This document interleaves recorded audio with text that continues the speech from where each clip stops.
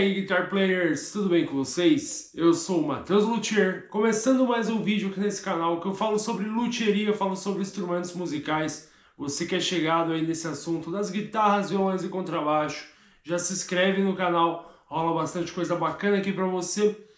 Toda terça e quinta tem vídeo aqui, né? Terça-feira a gente troca ideia do Drecada, quinta-feira é sempre algum vídeo mais técnico e mais prático ali na bancada, certo? Então, obrigado aí por acompanhar. Inclusive o vídeo da semana passada, né, da quinta-feira, foi um vídeo diferente, né?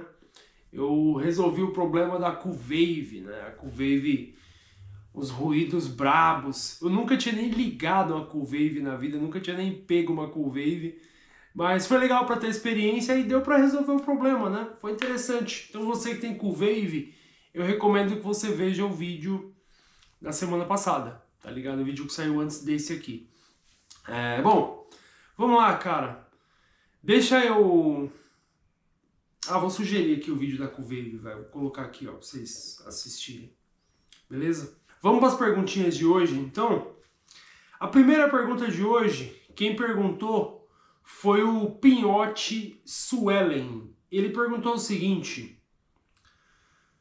Pinhote Suelen, eu falo ele porque eu acho que é aqueles perfis de casais, né? Que é do Pinhote e da Suelen, porque a foto aqui tá a foto de um casal, então é o Pinhote e Suelen, né? E ele perguntou o seguinte: quais são os seus pacotes de serviço? Cara, veja bem, pacotes de... será que... Então, veja bem, eu tenho os pacotes de setup, né? Que é o setup de guitarra, o setup de violão, o setup de contrabaixo, enfim. Tem o setup que... isso sim é vendido num pacote, né? Que é um pack de serviços ali, uma lista de serviços que são feitas no instrumento, né? Mas eu não tenho, tipo, só pack de serviço, tá ligado? Por exemplo, você pode chegar aqui e personalizar. Você pode fazer, por exemplo, além do setup, você pode fazer nut de osso, parte elétrica, troca de traste, entendeu? Troca de peça, fazer muita coisa, entendeu? Então, assim, não tenho pacotes, tipo, você fecha isso junto com isso junto com isso, né? A não ser um setup, que realmente é uma lista de serviços ali, uma longa lista de serviços, aliás, feita, você pode chegar e personalizar. Eu diria que o serviço é bem personalizado, tá? Porque, por exemplo, tem cliente que a guitarra precisa de blindagem. Já tem cliente que fala, mano, não me incomoda, o ruído que tá tendo não me incomoda, então não precisa de blindagem, né? É engraçado, cara, que muita gente me chama no WhatsApp e pensa que a blindagem faz parte do setup, né? Tem gente que pensa que tá incluso, né? Inclusive um cliente uma vez chegou aqui, pediu para fazer a regulagem e tal, né? E aí quando ele veio buscar, ele falou, pô, ficou legal e tal, não sei o que, e a blindagem? Você tem foto da blindagem? Eu falei, pô, mas você não pediu para fazer blindagem. Aí ele, mas a blindagem não está inclusa na regulagem? Eu falei, não, meu amigo, eu mandei por escrito, né? Eu sempre mando por escrito um flarezinho que eu tenho de tudo que é feito na dita cuja regulagem, tá ligado? Então eu falei pra ele, não é incluso. E ele achava que era. Ele, não, porque eu vejo seus vídeos no YouTube, eu achava que a blindagem fazia parte do combo da regulagem. E não faz, cara, isso não é só aqui. Em lugar nenhum a blindagem está inclusa na regulagem, tá ligado? Uma coisa é uma coisa, outra coisa é outra coisa. Se você quer os dois, você tem que especificar ali na hora que você vai fazer o pedido, né? Especifica o que você precisa, né? Para facilitar a vida de todo mundo. Mas assim, o cliente não ficou bravo nem nada, ele só não tinha entendido. E eu também não tinha entendido que ele queria uma blindagem, ele não falou nada. E a gente, mano, a gente que presta serviço, é meio perigoso a gente ficar... Por exemplo, o cara chega aqui, né, pra fazer uma regulagem. Aí se eu ficar, pô, faz a troca do nut também, faz a blindagem, troca a tarraxa, troca isso, troca aquilo. Parece que a gente tá empurrando o serviço, né? Então eu tenho o costume de fazer o que o cara me pede, né? Se o cara me pede tal coisa, eu faço tal coisa e tal coisa, pra não parecer que eu tô querendo embutir serviço ali, né? Enfim, mas aí também, depois que esse cara veio aqui e achou que a blindagem fazia parte da regulagem, eu costumo perguntar para os clientes, pô, você vai querer a blindagem também? Porque a blindagem é a parte, para evitar, né? Para evitar confusões, né? Então, enfim. Mas calma aí que a gente vai falar mais sobre esse setup já já, porque a próxima pergunta é sobre isso. Quer dizer, a próxima não, a outra, depois dessa, né? A próxima pergunta aqui é do Kiko Tigre. Ele perguntou o seguinte: já pegou um serviço que parecia ter solução, mas era perca total e o cliente te fez críticas por isso? Cara, graças a Deus isso nunca aconteceu. Porque, assim, cara, quando você começa a trabalhar com isso aqui, você vai criando um certo calo, tá ligado? Vai criando uma certa casca, né? Então, por exemplo, quando o cliente chega, né, com um serviço muito miraculoso, né, ou quando o instrumento está muito detonado, quando o instrumento tem algum defeito muito crônico, né, eu faço uma avaliação ali já na hora da entrevista mesmo, né, que ele traz aqui para fazer o orçamento, né, eu já faço um diagnóstico que, se eu vejo que o serviço não vai ficar bom, normalmente eu não pego esse serviço, tá? Porque sim, porque tem instrumentos que, mano, você pode fazer o trampo, pode se esforçar, pode fazer o que for, mas não vai ficar 100%, né? Então assim, quando corre o risco de não ficar 100%, né? Aí tem, vamos supor, não fica 100%, mas fica 80%. Eu explico pro cliente, falo, ó, esse instrumento seu, ele não possibilita um resultado 100%, mas ele possibilita um 80%, ou ele possibilita um 70%, ou um 90%, né? Eu explico bem pro cliente, falo, cara, ó, o seu instrumento não tem condições de ficar profissional, tá ligado? Não é um instrumento que eu vou entregar na sua mão e falar, irmão, vai tocar no Rock in Rio, tá ligado? Não. Então eu sempre explico quando tem a chance de não ficar bom, né? E aí, cara, o cliente já sabe que quando ele vier buscar, o resultado não vai ser o resultado de uma Fender, tá ligado? Não vai ter a tocabilidade de uma Ibanez japonesa recém-regulada, tá ligado? Então eu alinho as expectativas. O grande segredo é esse, você saber olhar e alinhar as expectativas, ver o que o cliente está esperando daquilo. Porque muitas das vezes também o cliente já conhece o instrumento e ele sabe que o negócio não vai virar uma Fender americana, não vai virar uma Gibson, tá ligado? Ele sabe muito bem que o instrumento dele tem condições limitantes que vão até certo ponto, saca? Então, o segredo para você não ter problema com a expectativa do cliente é você, antes de fechar o orçamento, você entender essa expectativa dele, né? Entender dele o que ele espera, o que ele acha que aquilo vai, né, vai chegar e tal. E aí sim você passa o orçamento e vê se consegue fechar esse serviço aí, né? Mas eu sempre gosto de alinhar a expectativa antes, né? Como eu tô aí há já um tempinho no mercado, né? Cara, tempinho nada, faz mais de 10 anos, né, velho? Isso é louco, faz tempo, tô velho. Como eu já tô ali há mais de 10 anos no mercado, cara, desde 2013, eu já consigo, assim, olhar pro instrumento e saber até onde vai aquilo, entendeu? Já teve vezes em que eu achei que ia ficar pior, tá ligado? Olhei e tal, avaliei e falei, expliquei pro cliente, ó, velho, não vai ficar 100%, esse aqui vai ficar 70%, você concorda? O cliente, não, tá bom, 70% pra mim já tô feliz. E aí, quando eu comecei a fazer o serviço, eu consegui deixar 90%, saca? Então, eu nivelei a expectativa do cara para baixo, né, tendo em vista as condições do instrumento, eu nivelei a expectativa dele para baixo e subi a régua na hora da manutenção, eu consegui fazer melhor do que eu imaginava, né? Tão melhor a ponto de que talvez eu nem precisava ter falado para ele que o bagulho não ia ficar tão bom, porque ficou tão bom sim, ficou legal pra caramba. O cliente veio e falou, pô, mas você falou que não ia, eu falei, pois é. Na hora ali eu comecei a mexer, eu vi um jeito aqui e deu certo, né? Agora sim, existem casos, cara, que realmente o serviço não vai ficar bom. E aí essa já é uma dica que eu dou pra você, meu amigo luthier que tá acompanhando. Se você vê que tem chance do serviço não ficar bom, nem sequer, por exemplo, vai, aqueles 70% que eu te falei, né? É melhor você não pegar o serviço. Porque, pô, que nem, né? Esses dias atrás chegou um rapaz aqui com um violão muito antigo, braço muito empenado, muito torto, tampo estufado, cavalete zoado.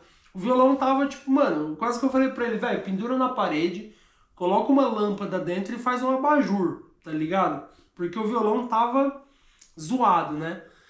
E aí naquele caso, cara, eu preferi não pegar o instrumento. Por quê? Vamos supor que eu pego, né? Eu avaliei e falei, cara, além de trocar corda aqui, não vai adiantar fazer uma regulagem, entendeu? A regulagem não ia fazer efeito nenhum.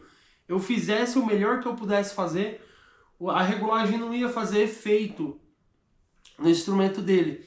Então eu preferi falar para ele, cara, é melhor nós não fechar a regulagem, é melhor eu não tirar essa grana daí, né? Tipo, cobrar por uma regulagem do cara e o serviço sabendo que não vai ficar bom, né?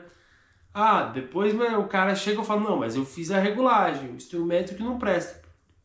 Isso não é bom você fazer, porque você acaba arrumando confusão, né? O cliente vai falar para alguém, né? Vai chegar em alguém e vai falar, pô, levei lá, o serviço ficou ruim, saca? Por quê? Porque você pegou um negócio que não ia ficar bom mesmo. Aí o cliente vai falar pros amigos dele, os amigos dele falam pros outros amigos dele. Quando você pensa que não, cara, você tá queimado aí, tua oficina tá queimada, porque você topou fazer um negócio que não ia ficar bom, né? Então assim, se você for topar fazer e você vê que não vai ficar bom, explica pro cara, fala, velho, não vai ficar tão bom. Se você quer que eu faço, né?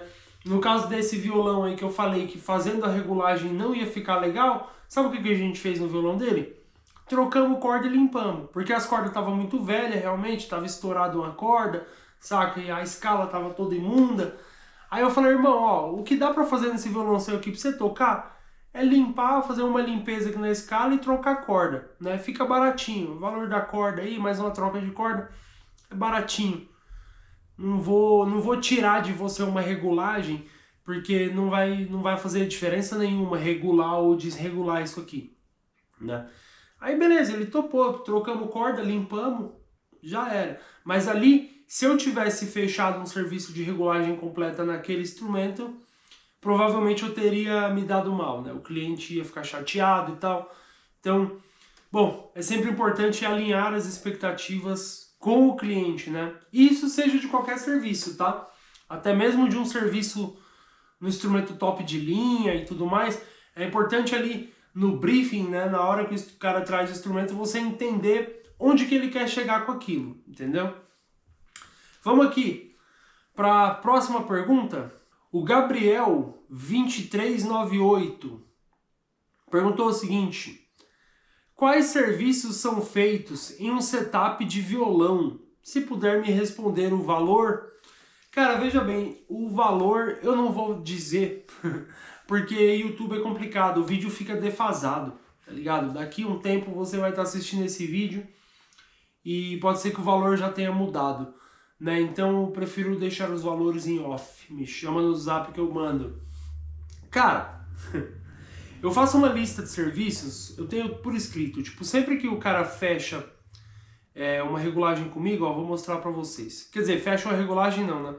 Sempre que o cliente me manda orçamento, eu mando essa listinha aqui, ó. Tá tudo por escrito aqui, tá vendo? Aqui tá tudo que eu faço no setup completo. E aí eu devo dizer, o meu setup completo, ele é um pouquinho mais completo do que os setups que eu conheço por aí, tá ligado? Sempre que eu vejo algum luthier divulgando o próprio setup, eu dou uma olhadinha. E no meu setup tem alguns itens a mais, que é justamente o segredo do meu setup, tá? Eu tenho um segredo, sim, eu tenho segredo. Tanto no setup de violão, quanto no de guitarra, de contrabaixo. Tem um segredinho meu ali, que eu faço, e aí o cliente toca, e aí ele fala, cara, eu já levei em vários luthiers, para regular esse instrumento. Fica legal, mas dessa vez ficou diferente. O que que você fez? Né? Os clientes me perguntam. E aí eu digo, eu falo, fiz uma regulagem completinha aí, tá legal? Tá legal, então tá bom. Mas eu tenho uns segredinhos, né? Porém eu vou contar para vocês aqui o que normalmente é feito em setup completo, tá? Não vou falar os meus segredos, até porque vão me copiar, vão assistir o vídeo aí e vão me copiar, tá ligado? Então não vou falar, mas eu vou falar o que normalmente, tá? Em luthierias, tanto algumas que eu já trabalhei, quanto outras que eu conheço, eu vou dizer aqui o que normalmente é feito no setup. Inclusive no meu também é feito isso aí, só que no meu tem o plus. Mas eu vou falar sem o plus, tá bom? Se você quiser saber o plus, você tem que trazer o instrumento aqui, eu vou fazer a regulagem para você, depois você tenta entender o que aconteceu com o seu instrumento, que ele tá, tipo, top de linha, né? Mas vamos lá, um violão, o que é feito? Primeiramente, limpeza da escala, né? Quer dizer, primeiramente, né? Um setup completo, tá, pessoal? Não confundam, porque tem luthieria que não oferece o setup completo. Em um setup completo digno de 99% das lutherias por aí, no digno, tá? Vai ter retífica de trastes, vai ter ali, claro, polimento de trastes, né? Depois da retífica tem o polimento, o acabamento do traste. Então, retífica e acabamento de trastes tem que ter. Higienização e hidratação da escala tem que ter num bom setup. Regulagem de tensor tem que ter num bom setup, tá ligado? Regulagem de rastilho tem que ter também num bom setup. Regulagem de nut já é uma coisa que algumas oficinas fazem, outras oficinas não fazem, tá? Mas ainda não é um segredo que eu faço no meu. Mas a regulagem de nut em um bom setup é feito sim. Aí você me pergunta, pô, Matheus, por que alguns fazem a regulagem do nut e outros não fazem? Porque a galera tem medo de quebrar o nut, tá ligado? O nutzinho, quando você tira ele, tem um risco de quebrar, tá ligado? Então eu sei de muita oficina que faz a regulagem com o nut no lugar, aí acaba não fazendo uma regulagem tão completa assim, né? Mas normalmente é para ter a regulagem do nut, tá ligado? Exceto aqueles que têm medo de quebrar o nut e ter que entregar um nut novo pro cliente, mas quando você pega as práticas ali, você já não tem mais esse receio, tá? Regulagem do nut, falei, ajuste de tensor, limpeza geral do instrumento, troca de corda. Aí confere ali os pinos da roldana, tá ligado? Aqui onde pendura a correia. Dá uma conferidinha também. Se o violão tiver parte elétrica, interessante dar uma limpeza ali na parte elétrica.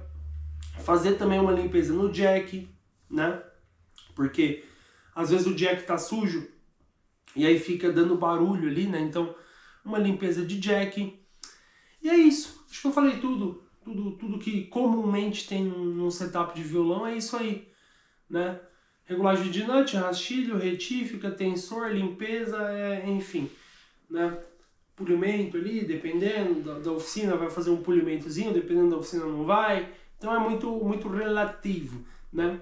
E os meus segredinhos, para você descobrir, você vai ter que tentar entender. Vai ter que trazer aqui e tentar entender, tá ligado? Mas normalmente é feito isso aí, né? Aí no setup de guitarra, né, claro, todo o serviço de traste e braço é feito, regulagem da ponte, regulagem de oitava, limpeza da parte elétrica também, né? Então, tem outras coisinhas que dá para você aferir também, por exemplo, a pressão aqui das tarraxas, sabe aquele parafusinho que fica aqui em cima da tarraxa aqui, que você aperta ou solta, né? Dá para conferir o aperto deles, porque não pode estar muito apertado, mas também não pode estar frouxo, então dá para regular até tarraxa. Se o luthier tiver com boa vontade, né, dá para regular até a tarraxa do instrumento, entendeu? Próxima pergunta aqui. Bom, essa pergunta eu já respondi algumas vezes, mas como estamos no finalzinho aqui, eu vou responder de novo. O Arthur Totti perguntou o seguinte: o que diria para alguém que quer iniciar na luthieria do zero? Cara, eu diria pro cara estudar TI, tecnologia da informação, né? Pra fazer uma área que tá dando grana aí. Vai estudar inteligência artificial, vai estudar uma área que está crescendo e não declinando, né? Afinal, música, né? Ah, meu Deus, dá até calafrio falar sobre isso, né? Não, brincadeira, velho, brincadeira. Eu entendi sua pergunta, eu vou responder. Brincadeiras à parte. Cara, quem se quer começar na luthieria, começa comprando as ferramentinhas básicas ali, chave de fenda, chave Allen, alicate, né, os negocinhos que você vai precisar. Começa comprando instrumento barato e quebrado, tá ligado? Barato e quebrado, velho. Coloca lá na OLX, instrumento barato, ou coloca lá instrumento quebrado, né? Às vezes você compra a guitarra quebrada por 60 reais, cara, 80 reais, né? Também não vai ser idiota de, por exemplo, o instrumento funcionando vale 300 conto. Aí você vai lá e paga 280 pro cara. Não vai dar uma dessa, né? Então, tenta pegar instrumento barato e quebrado para você iniciar. Pode ser uma boa, porque instrumento ruim é a maior escola do luthier, tá ligado? Instrumento ruim é complicado, irmão. Minha primeira guitarra, ela não era ruim, tá ligado? Minha primeira guitarra já era uma Eagle, né? Não era uma guitarra ruim. Mas quando eu percebi a falta de regulagem nela, né? Eu levei um luthier uma vez, foi aquele luthier que fez eu ser luthier, na verdade. Porque eu levei no luthier, o cara pegou minha guitarra e pá! Apoiou numa bancada, mano, cheia de ferramentas, assim. Eu lembro que a minha guitarra ficou em cima de uma chave de fenda, mano. Eu olhando assim, o cabo da chave de fenda saindo assim, e a minha guitarra em cima da chave de fenda, tá ligado? Eu olhando aquilo, nossa, tá arranhando a minha guitarra, né? Então quando eu vi aquilo, eu falei, cara, eu nunca mais deixo ninguém pegar na minha guitarra, mano. Aí eu virei luthier por causa disso. Talvez se ele tivesse feito uma boa apresentação de serviço ali, naquele momento que eu levei meu instrumento, se ele tivesse colocado em cima de uma espuminha, de um paninho de borracha, que nem eu tenho aqui hoje, né? Apoiado direitinho e trabalhado com cuidado, talvez eu não teria virado luthier. Talvez, né? Mas é só um talvez também. Mas foi ali naquele momento que eu falei, cara, eu preciso, né? Então assim, o que você precisa para ser luthier? Motivação, né? O que muitas vezes é uma guitarra péssima ou um péssimo luthier ter te atendido. São duas coisas que faz o iniciante querer virar luthier, tá ligado? Ou uma guitarra ruim demais que vive dando problema, ou um luthier que já traumatizou ele alguma vez e ele não quer mais levar a guitarra dele para ninguém, né? Então, mas enfim, guitarrinha barata, ferramenta barata e mão na massa, tá ligado? E coragem para desmontar e montar. Desmontar e montar, desmontar e montar até você entender, tá ligado? O mecanismo da coisa. Curso também, se você tiver acesso a um curso, é muito bom, porque vai te dar o norte, né? Hoje em dia tem cursos na internet aí. Na minha época não tinha, cara. Na minha época não tinha nem vídeo no YouTube de luthieria, tá ligado? Quando eu comecei com a luthieria, não existia quem fizesse vídeo de luthieria pro YouTube, tá ligado? Então, hoje tem, né? Hoje tem de graça. Tem um monte de canal aí de luthieria de graça, que se você acompanhar, você vai aprender muita coisa ali, né? Na sagacidade. Mas tem que ficar muitas horas ali vendo vídeo de luthiers, né? Mas na minha época não tinha esse benefício que hoje já tem, né? Então... mas assim, cara, às vezes nada é melhor também do que um curso presencial, você pagar um curso presencial, ou você ir em alguma luthieria perto de você ali e ver se de repente o luthier não está precisando de alguém para trabalhar. Talvez esse seja o melhor cenário, porque às vezes o cara precisa de um funcionário e você aprende ganhando dinheiro, né? Isso é... Eu queria ter tido essa chance, sinceramente. Quando eu vi que eu gostava da coisa lá no início, quando eu vi que a luthieria era uma coisa muito interessante, a melhor coisa que poderia ter me acontecido na época era se alguém tivesse me contratado, né? Porque eu ia aprender ganhando grana. Mas em vez disso, eu era muito novo também. Quando eu comecei, né? Quando eu quis começar a luthieria, eu tinha 15 anos. Então, luthier nenhum contrata um moleque de 15 anos para trabalhar, né? Afinal, a gente trabalha com ferramenta afiada, trabalha com furadeira, trabalha com serra, né? Então, é perigoso o moleque se machucar. Então, antes dos 18 anos eu não consegui um emprego, mas depois dos 18, assim, depois do meu aniversário eu já consegui um emprego na área e consegui crescer bastante ali, né? Mas as dicas são essas daí, estuda, seja YouTube gratuito, ou seja curso pago, ou seja curso presencial, ou seja trabalhar com algum luthier da sua região, saca? Tenta, né, arrumar uma vaguinha ali mesmo sendo iniciante. E cara, eu vou falar pra você, se eu fosse contratar alguém hoje, né, se eu fosse contratar, eu ia preferir pegar alguém para trabalhar que não saiba trabalhar, né? Eu ia preferir pegar alguém que realmente que não fez curso, tá ligado? Que não fez nada ainda, o cara que só sabe tocar guitarra mesmo. O cara sabe tocar guitarra minimamente? Sabe afinar a guitarra minimamente? Sabe. Eu contrataria esse cara para trabalhar em vez de contratar um cara que fez cursinho, tá ligado? Por quê, mano? Porque às vezes o cara aprende no curso e aí ele já fica meio tendencioso a fazer daquele jeito, tá ligado? E às vezes não é o jeito que eu trabalho, né? O jeito que eu aprendi no curso não é o jeito que eu trabalho hoje. Hoje, muitas coisas que eu aprendi no curso eu já não faço daquele jeito mais, porque, entendeu? Eu trabalhei e desenvolvi métodos melhores que funcionam melhor para mim, né?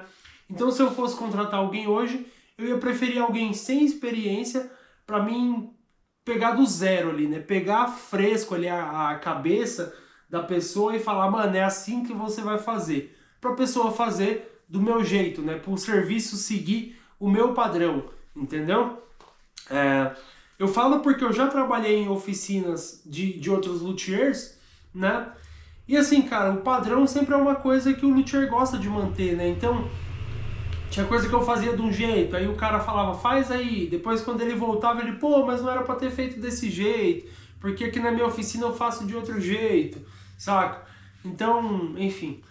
Às vezes é melhor o luthier aí que tá precisando de um funcionário contratar alguém que não sabe e ensinar pra ele do que já contratar um cara cheio de costumes, né? Um cara cheio de técnicas já pré-agregadas que muitas vezes essas técnicas não são boas, entendeu? Então, cara, vamos lá. Eu vou finalizar esse Drecada por aqui. Espero que você tenha curtido esse papo. Obrigado. Falou. Deixa o like, deixa o seu comentário. Manda esse vídeo para um amigo, velho. Manda esse vídeo para aquele seu amigo lá, que é seu amigão. Falou, vem aí o canal do Matheus, tal. Me ajuda a crescer o canal. Porque quanto maior o canal fica, mais legais ficam os conteúdos, tá? Mais eu tenho como trazer conteúdo novo, conteúdo diferente para vocês. Beleza? Então, falou, valeu!